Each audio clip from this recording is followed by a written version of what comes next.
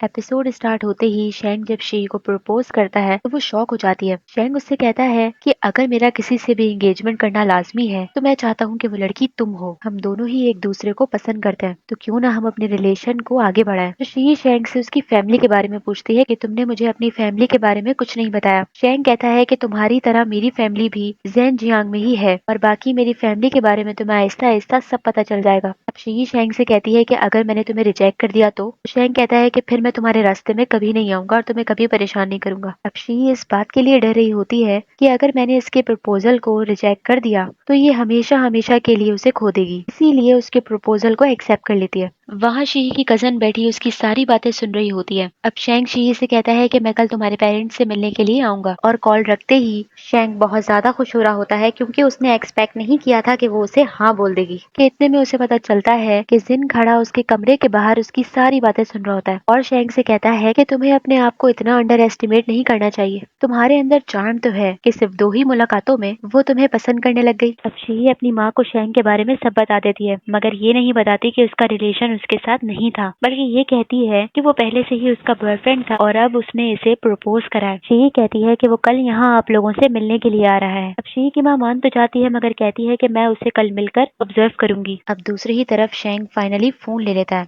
और फौरन शी को मैसेज करके बताता है। अब जिंग को तो ये मालूम नहीं होता कि इसे जो लड़की पसंद आई थी वो शी ही थी जिसे शेंग पसंद करता है। तभी वो शेंग को बताने लगता है कि मुझे भी कुछ दिनों पहले कोई लड़की दिखी थी जो कि मुझे बहुत पसंद आई है। अगर वो मुझे दोबारा मिली तो मैं भी तुम्हारी तरह उसे प्रपोज कर दूंगा। अब दूसरे दिन शेंग शी के घर पहुंच जाता है अपने सारे मेट्स को लेकर। अब शी को तो नहीं मालूम होता कि वो अमीर है, इसीलिए वो समझती है कि शायद ये अपने कुलीग्स के साथ आया है, मगर वो शी के घर वालों के लिए एक से बढ़कर एक कीमती तोहफे लाया होता है और बता भी देता है कि इन्वेस्टमेंट मीटिंग इसी की फैमिली ऑर्गेनाइज कर रही है, जिससे सबको पता चल जाता है कि ये कोई गरीब नहीं है बल्कि बहुत ज्यादा रिच है।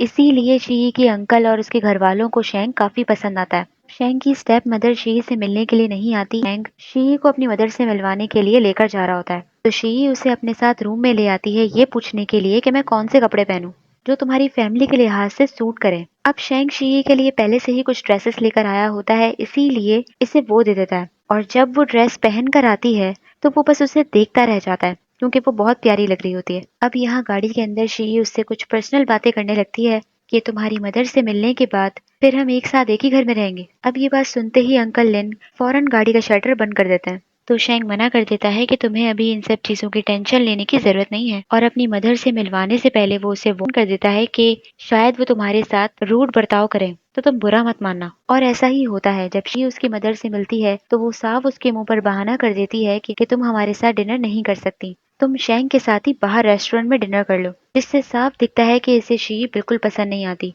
क्योंकि वो अपने मुताबिक की बहू लाना चाहती थी। अब अपनी स्टेप मॉम का शी के साथ बुरा बिहेवियर शेंग को बिल्कुल पसंद नहीं आता, इसीलिए वो शी को अपने साथ लेकर जाने लगता है। उसकी स्टेप मॉम उससे कहती भी है कि डिनर करके तुम जल्दी वापस आ जाना, मुझे तुमसे बात करनी है, मगर शेंग साफ इनकार कर देता है कि मैं आज रात को नहीं वापस आ सकता। अब शेंग शी को समझाने लग जाता है कि मेरी माँ के बिहेवियर पर तुम बुरा मत मानना, उनका अभी मूड खराब है इसीलिए वो ऐसे बिहेव कर रही हैं। इतने में ही वहां पर रैन भी आ जाता है और ये लोग साथ बैठकर लंच करने लगते हैं। अब शी परसों ही वापस शंघाई जा रही होती है। अब शेंग का ऑफिस तो जर्मनी में होता है और शी शंघाई में होती है। अब इनका रिलेशन लॉन्ग डिस्टेंस वाला ना हो, इसीलिए शेंग फैसला करता है कि वो जर्मनी से रिजाइन देगा और जियान में अपना ऑफिस खोलेगा। अब शेंग की तो बोरिंग लाइफ होती है, 24 घंटे सिर्फ काम ही काम और लैब में ही रहता है। अब इस डर से कि वो कभी शी की कॉल ना पिक कर सका काम में बिजी होने की वजह से, इसीलिए वो टाइमिंग सेट कर देता है सुबह दोपहर शाम की कि हम इस टाइम पर एक दूसरे को कॉल कर लिया करेंगे। अब शी को वो इतना पसंद होता है कि वो इसमें भी खुश होती है और जब ये बात जिंग को पता चलती है कि उसने टाइमिंग सेट करी हुई है तो वो भी शॉक हो जाता है और कहता है कि जब फियांसी को इससे कोई मसला नहीं है तो फिर मैं क्या कह सकता हूँ। मगर शेंग खुद पर बहुत कॉन्फिडेंट होता है कि मैं अब तक सब कुछ ठीक तो कर रहा हूँ, मैंने सुबह ही उसे गुड मॉर्निंग के लिए कॉल की थी, अब रात को गुड नाइट के लिए कॉल करूंगा। और वो भी खुशी थी, हंस भी रही थी। अब शी और शी के पेरेंट्स वापस शंघाई जा रहे होते हैं क्योंकि वो लोग तो वहीं रहते हैं, तो शेंग इन लोगों को सी ऑफ करने के लिए चला आता है और शेंग जैन जियांग में इन्वेस्टमेंट मीटिंग की वजह से रुका होता है। ये भी कुछ दिनों बाद जर्मनी चला जाएगा। अब वापस शंघाई आने के बाद शी होंग को शेंग के बारे में बताना चाहिए होती है और होंग को तो यही लग रहा होता है कि अभी कहाँ इन दोनों के रिलेशन में डेवलपमेंट आई होगी। तो जब शी उसे बताती है कि शेंग ने उसे शादी के लिए प्रपोज किया है तो उसके पैरों के नीचे से जमीन निकल जाती है कि ये कैसे हो गया। और शी कह देती है कि वो उसके प्रपोजल को रिजेक्ट नहीं कर पाई उसे खोने के डर से। दूसरे दिन शी दोबारा अपनी रिकॉर्डिंग को कंटिन्यू करती है और उसी सीन को डब कर रही होती है जब वन एंड ओनली में शी सुसाइड करने वाली थी। अब शी के स्टूडियो में शेंग उसके लिए और उसके सारे कोवर्कर्स के लिए खाना भिजवा देता है, जिससे सबको ये पता चल जाता है कि शी का बॉयफ्रेंड है। और ये बात जानते ही शी के बॉस को आग लगती है कि तुमने कभी बताया नहीं कि तुम्हारा बॉयफ्रेंड भी है। और ये शेंग से मिलने के लिए बेचैन होने लगता है कि वो यहाँ आया क्यों। तो शी मना कर देती है कि वो इस शहर में नहीं है। अब शेंग जर्मनी पहुंच जाता है अपने काम को सेटल करने के लिए और उसे वहाँ काफी महीने लग जाते हैं। अब शी की मैनेजर माइलिन भी इसकी बेस्ट फ्रेंड होती है। इसने इसे शेंग के बारे में सब बताया हुआ होता है और कुछ ही दिनों बाद अवार्ड सेरेमनी होने वाली होती है जिसमें शी नॉमिनेट हुई होती है। अब इतनी टॉप की एक्ट्रेस होने के बावजूद भी शी को सोशल होने में कोई इंटरेस्ट नहीं होता, ना ही वो कोई शो अटेंड करती और ना ही कोई इंटरव्यू। अब शी ने अलार्म लगाया हुआ होता है कि इस टाइम उसे शेंग से बात करनी है, इसीलिए वो फौरन उसे कॉल मिलाती है। मगर शी से बात करते टाइम वो खांसने लगता है, इसीलिए शी उसे फोर्स कर रही होती है कि तुम जाकर दवा खाओ। मगर शेंग कहता है कि इस वक्त मेरे इर्द गिर्द कहीं कोई दवा नहीं है। और वो ऐसा इसलिए कहता है क्योंकि वो शी के ही स्टूडियो के बाहर खड़ा होता है। आज ही जर्मनी से वापस आकर वो सीधा शंघाई आ जाता है शी से मिलने के लिए। शी फौरन एक्साइटमेंट में नीचे आकर उससे पूछती है कि तुमने आने से पहले मुझे इन्फॉर्म किया। मगर वो कहता है कि मैं तुम्हें सरप्राइज देना चाहता था। यहाँ तक कि वो शी का बैग लेकर खुद पहन लेता है, जिससे पता चलता है कि वो सिंपल और कितना क्यूट है। और गाड़ी के अंदर बैठ जाने के बावजूद भी वो उसका बैग नहीं उतारा होता, इसीलिए शी कहती है कि तुम गाड़ी के अंदर ये बैग क्यों पहने हो, और खुद भी हंस पड़ती है कि ये सच में बहुत सिंपल है।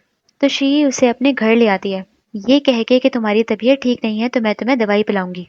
और उसके लिए चाइनीज मेडिसिन ले आती है जिसकी स्मेल शेंग को सख्त जहर लगती है। मगर शी के सामने उसकी एक आवाज नहीं निकलती और वो फट से सारी दवाई पी लेता है। अब ये घर शी का अपना होता है, इसने होंग को यहाँ रूममेट रखा होता है। ये बात वो शेंग को बताती है।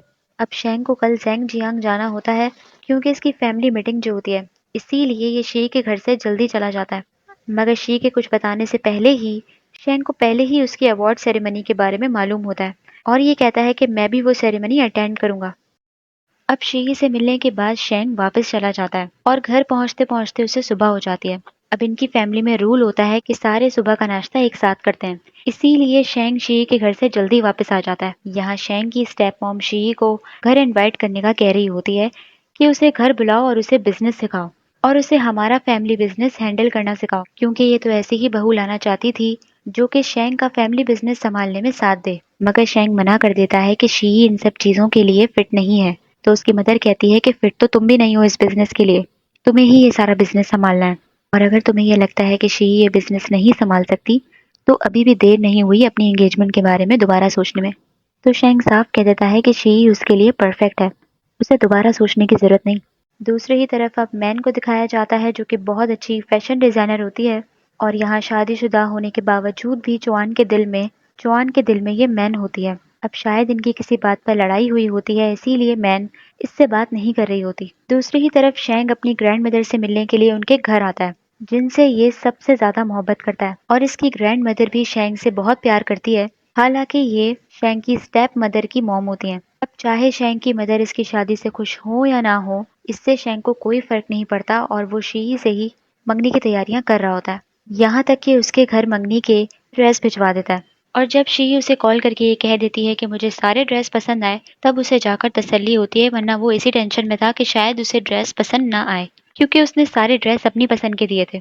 अब शी शेंग को याद दिलाने लगती है कि कल ही अवार्ड सेरेमनी है और उससे कहती है कि तुम साथ अंकल लिन को भी ला सकते हो। मगर शेंग फौरन इनकार कर देता है कि अंकल लिन को ऐसी जगहें नहीं पसंद, क्योंकि वो अकेला शी के साथ टाइम स्पेंड करना चाहता है, नहीं चाहता कि कोई भी कबाब में हड्डी बने। इसीलिए ये गाड़ी चलाने की प्रैक्टिस करने लगता है ताकि खुद उसे लेने के लिए जाए। शेंग को गाड़ी चलानी आती है मगर काफी सालों से उसने गाड़ी नहीं चलाई होती। अब वहाँ अवार्ड सेरेमनी स्टार्ट हो जाती है और अब तक शेंग नहीं आया होता। यहाँ तक कि शी स्टेज पर भी जाने वाली होती है किसी और को अवार्ड देने के लिए, मगर उसकी नजरें सिर्फ शेंग को ढूंढ रही होती हैं कि वो आखिर अब तक आया क्यों नहीं। और वहाँ जी शेंग बहुत ही आराम आराम से पार्किंग कर रहा होता है, इसीलिए उसे टाइम लग रहा होता है। अब उस अवार्ड सेरेमनी के कुछ स्पॉन्सर्स शेंग के दोस्त निकलते हैं, इसीलिए वो शेंग को वीआईपी सीट्स में बिठा देते हैं, क्योंकि शेंग ही कहता है कि मुझे ऐसी सीट पर बैठना है जहाँ से शी मुझे क्लियर नजर आए। अब वहाँ स्टेज पर खड़े होने के बावजूद भी शी की नजरें शेंग को ढूंढ रही होती हैं कि इतने में ही उसकी नजर शेंग पर पड़ जाती है और उसे वहाँ देखकर वो बहुत खुश होती है। अब शी को तो अवार्ड मिलता नहीं है, इसीलिए वो शेंग के पास ही आ जाती है और उससे कहती है कि अब हम चलते हैं क्योंकि हम वीआईपी सीट पे बैठे हैं, किसी ने देख लिया तो कोई प्रॉब्लम ना हो। अब शी आधी सेरेमनी छोड़कर ही वापस जा रही होती है। माइलिन ये देख लेती है, इसीलिए शेंग से मिलने के लिए फौरन चली आती है। यहाँ तक कि शेंग से मिलने के बाद वो उसका हाथ छोड़ ही नहीं रही होती, तो शी जेलेसी में खुद ही उसका हाथ छुड़ा देती है। माइलिन उसे बता देती है कि शी से वापी के गुण गाती रहती है, इसीलिए मैं आपसे मिलना चाहती थी। अब शी को जब पता चलता है कि अंकल लेन नहीं आए बल्कि शेंग अकेला ही गाड़ी चलाकर आया है, तो वो शेंग को हैरत से देखती रहती है कि तुम्हें गाड़ी चलाना आती भी है ना। तो शेंग उसे अपना ड्राइविंग लाइसेंस दिखाने लगता है कि यकीन करो मुझे आती है। शेंग शी को दोबारा टेलर के पास लेकर जा रहा होता है एक और एंगेजमेंट सूट बनवाने के लिए, जबकि ये सूट भी जो शी पहनी होती है वो एंगेजमेंट सूट ही होता है। मगर शेंग कहता है कि ये भी बहुत प्यारा है, मगर मैं तुम्हारे लिए एक और सूट बनवाना चाहता हूँ। अब सफर काफी लंबा होगा, इसीलिए वो उसे चॉकलेट देता है खाने के लिए। तो शी अपने हाथों से उसे चॉकलेट खिलाने लगती है, जिसकी वजह से पूरी सिचुएशन ऑकवर्ड हो जाती है। तो शेंग कहता है कि अगर तुम्हें गर्मी लग रही है तो क्या मैं विंडो ओपन कर दूं? तो शी कह देती है कि हाँ कर दो। अब अपनी साइड की विंडो खोलने के बजाय वो उसकी साइड की विंडो खोलने लगता है, जिससे सिचुएशन और ऑकवर्ड हो जाती है। और शी भी यही सोच रही होती है कि आखिर उसने अपने साइड की विंडो क्यों नहीं खोली, जबकि उसे क्या मालूम कि शेंग तो उससे ज्यादा नर्वस हो रहा होता है, इसीलिए बेध्यानी में उसने उसकी विंडो ओपन करना शुरू कर दी होती है।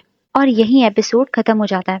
तो आप लोग मुझे बताइए, आप लोग को एपिसोड कैसी लगी? कमेंट करना और लाइक करना ना भूलिए, और सब्सक्राइब करना भी। Thank you so much.